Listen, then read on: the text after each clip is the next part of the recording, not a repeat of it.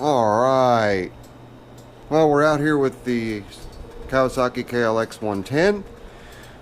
Got my bottle jack just fit underneath there, which worked out really good, but I did order an actual motorcycle scissor lift, which should be coming soon. What we're going to do, first things first, is dismount the back wheel so we can get the back tire mounted, and then we'll also straighten the rim. Now we're going to straighten the rim on the bike. They do have wheel straightening and balancing fixtures, but top speed on this, I'm not real concerned about balancing. But I do want to make sure that we get the tire on good and that we do have a nice true spin on the rim. And these have a single bead lock right here. All it is kind of a spoon-shaped thing that comes in and spreads out, and it grabs a hold of the tire on either side and keeps the bead locked on in case you get a flat tire. That'll keep the tire from spinning on the rim and shearing off your valve stem and off of your inner tube. But we're going to yank the wheel off of this. But first, I'm going to move it out of the way just a little bit so that I can get Big Red over here. Then we're going to take the entire front end off, taking both of the shocks out. Got to put new seals in them, new fluid, and new dust boots. And then when we put it back together, we've got to square everything up. Right now it's out of kilter from a little oopsie accident that caused just a little bit of carnage with the whole works there. But you can see here, there's the old brake handle. I did get the clutch taken care of. Clutch was stuck, but the clutch plates are in good shape, so we're all right as far as that goes. And Andy was on the live stream last night as Andrew, and it just totally threw me. Didn't realize it was him, but it was great to talk to him, and he knew that this was going to get started today. We're using R-Trax tires on front and back, and they are a matching set, and they're quite a bit more aggressive than the factory tires. Plus, these have well exceeded their usefulness. These are more or less just going to spin instead of grabbing a hold, especially in loose sand and dirt and gravel and stuff like that. So these will do a much better job, and they've got double lugs on the center instead of just a single lug like you've got here on the stock tires. So be a nice aggressive tire, not overly aggressive, but nice aggressive tire for the bike so that it'll stay upright. And I know that his son, Andy's son, is anxiously awaiting getting this back. I did take it and I gave it a bath to get rid of all of the oil and whatnot that was leaking. You can see the pan's, well, you can't see, but trust me, the pan's nice and clean now. So I do believe where our oil leak is coming from is just from the oil filter basket. So we're going to be popping this off anyway so that we can change the oil out in it, and we'll inspect the gasket at that point. May have to order it. Then I got a little something special planned for the heat shields. I hope that it goes over well with his son as well as Andy. And we've got a number of lines, like this line here, where the bolt is missing that stabilizes it. We've got to take care of that. The bolt on the other side of the skid plate is missing, hopefully not broken off.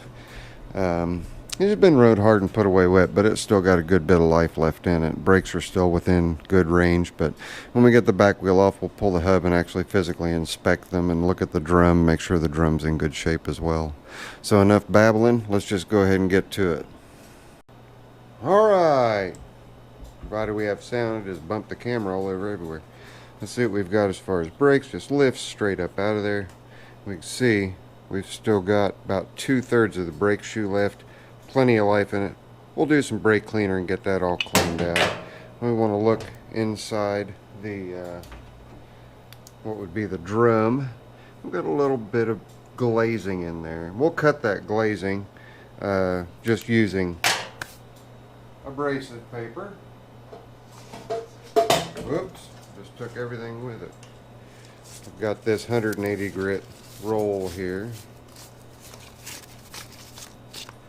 but we'll take that, go through, get all the glazing off of there. It'll just help this brake, it'll just help that brake grab a little better. But all in all, it looks pretty good. Got that. Then we flip the wheel over, we'll pull the hub, and we'll check the dampeners. It's got rubber dampeners in there that just helps the shock of everything. We'll see what kind of shape they're in. There's the dampeners. They don't look too bad.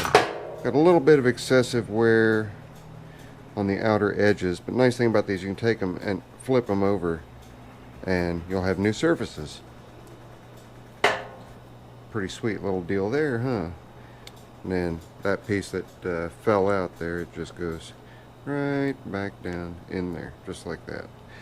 But you can see here where everything's all polished and everything like that. That's just from this doing a little bit of flexing. The wheel was pretty loose on there. We'll check the bearings, see what kind of shape the bearings are in. I knew as soon as I took my gloves off I was going to regret it and end up getting all kinds of nasty dirty. That's alright though. Got Taiwanese bearings, which is a whole lot better than China bearings. Zero play, so those bearings feel really, really good. Flip it over, see what the other side looks like. Again, we'll wipe it off so Zippo can try to keep his hands semi-clean. We have Japanese bearing on this side, so apparently one bearing was replaced, and that's probably where that wear came from, was just from that one bearing being bad. So but they didn't do anything with the dampeners. We'll pull them out and flip them over. Alright, so we know what we have to do here. We've got to take the bead lock off, let the air out of the tire, pop the bead, then get the tire off with the tube and install the new tire. I just use soapy water. Some people use baby powder. I'm going the soapy water route. Both ways will work. There are a ton of videos. Yeah, it already came out. Alright, I can't flip these over. So they're still good and pliable. I'm going to go ahead and go with them. They're going to be fine. There's still a ton of life left in them. I don't have any dry cracking with them whatsoever. So we'll just go ahead and let those ride. And get the other two out of here and inspect them, make sure that they're okay. Come on, Festus, up and out. There you go. Yeah, I don't see any damage on those, just from where the bearing was out. But the engagement, it's real deep engagement. Here, I'll take one and put it on the sprocket hub itself. You can see the engagement, it's almost completely through. So they're still okay. And the dog bone shape on the inside is a normal dog bone shape. All these do is they just take a little bit of the shock out of that. Well, even on my KLX 250S with the clutch, just takes the shock out of it when you release the clutch. Or in this case with the automatic clutch, when the automatic clutch kicks in. So, but we're good in that respect. So what do you say we go ahead and pop this wheel and tire off? I'm not going to shoot a video on all of that, mainly because there's a blue million of them out there that are very well done, that explain the whole process, and there's no sense in me beating a dead horse on how to do it. It has been done many times on other channels and done well, so go check those out. I may even try to link one or two that are specific to the KLX 110. These smaller tires will fight you a little bit more than the bigger wheels do, but we'll get through it. After we get through it, we'll put the axle back through and we'll true the rim. It's not out a lot, but we want to true it enough before I put the tire on. I'll true it with the tire off and make sure I don't have any loose spokes. And you know, the easiest way to check for loose spokes is simply just grab them and see if you've got it, like this one here. I don't know if you can hear that. Let me see. Hear that? That is a loose spoke. You don't want loose spokes. So I'll go through all the spokes, which there, you know, there's only what, 2, maybe 3 spokes there, so that shouldn't take me too long. That's the beauty of well, a lot of them are loose on this side. Must have been from that bearing going out. Just created a little bit more stress on one side than the other. Let me see this side. Yeah, these are tighter. So, but we'll get that done. We'll get those cinched up the way they need to be. Bike's got to be good and safe for Andy's son. So, there you have it. Let me get busy. I'll show you guys a little bit of the truing when I get it back up on the bike. So hang on. Alright, well, sometimes roadblocks get in the way, and that's okay.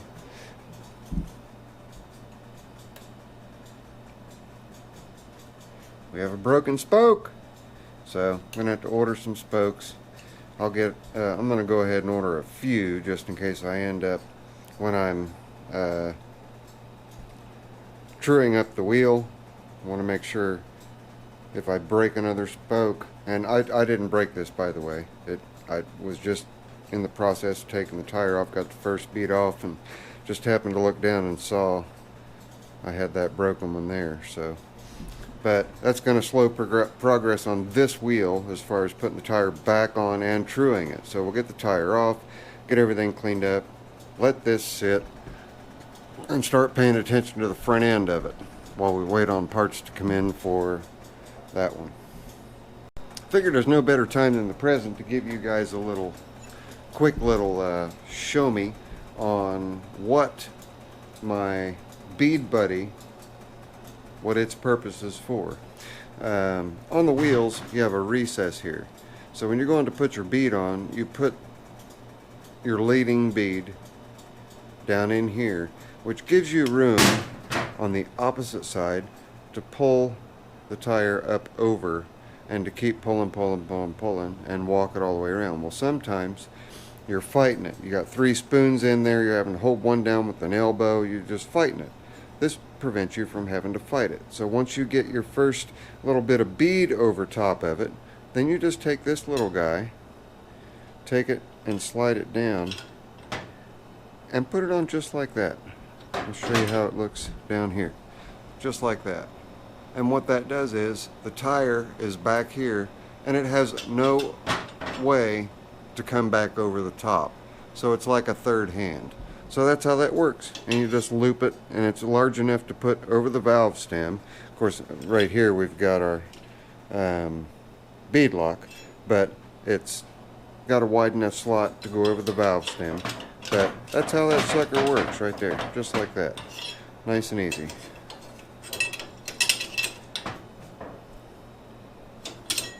Bead Buddy 2. And I know it's really going to come in handy with these smaller tires going to put the new tires on. So there you go, just a little bit of extra. Alright, we got the tire off. Not much of a fight at all, which I was glad of. But I just wanted to show you the bead lock and what its purpose is. I know I explained it, but visuals are always better. What this does is when you tighten the bolt down, it pulls this down. As it pulls it down, as you can see, it goes over and it covers each side of the bead on the tire, which would be this part of the tire here, right here. It does it from the inside, and it effectively clamps the tire to the rim, so that even if you have a flat tire, that little guy right there will keep that tire in the same position and not let it spin around the rim, which can more or less leave you stranded. You can ride on a flat tire for a while if you're in a hard place that way out in BFE. So that's that. That is what that sucker's for.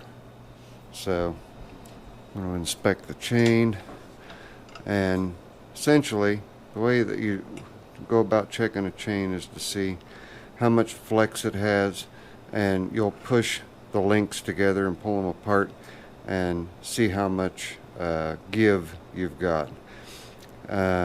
There's, you know, there is rocket science to it, but that's the short and skinny of it. Now I guess what we'll do is come over and move the strap back to these links on the swing arm to hold the front end up in the air, and get the front wheel off and start working on the forks. So we'll call this part 1 of the KLX 110. And in the meantime, since I have to order spokes for this, I'm going to get that sucker serviced here real quick, and I've also got to make a rear mounting bracket to put a trailing bush hog on it. So I'm going to get that done and out of the way. That is for the grounds that the pawn shop owns. So I want to get it done, make sure everything's copacetic with it. You can see a wheel there that needs to be put right up here in the front. That's why I keep all that stuff. See, if you keep this stuff from other mowers, a lot of times they'll come in real handy. And that one's in real good shape. I'll stick it on there. That'll keep him from digging into the ground. So, but anyway, I'm going to do this, but that's going to end part 1 of KLX 110 for Andy and his son. Get a good look here what's going on. It's got a monoshock design, and the shock is right there. Is my finger in it? Yeah, right there.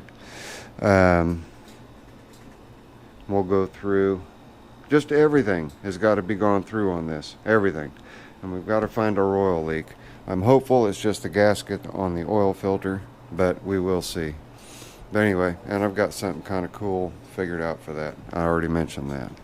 So, and like I said in a previous video, he's got new plastics for it, so I'm not worried about the plastics at all. In fact, the plastics will probably just come off to make my job easier when I go to.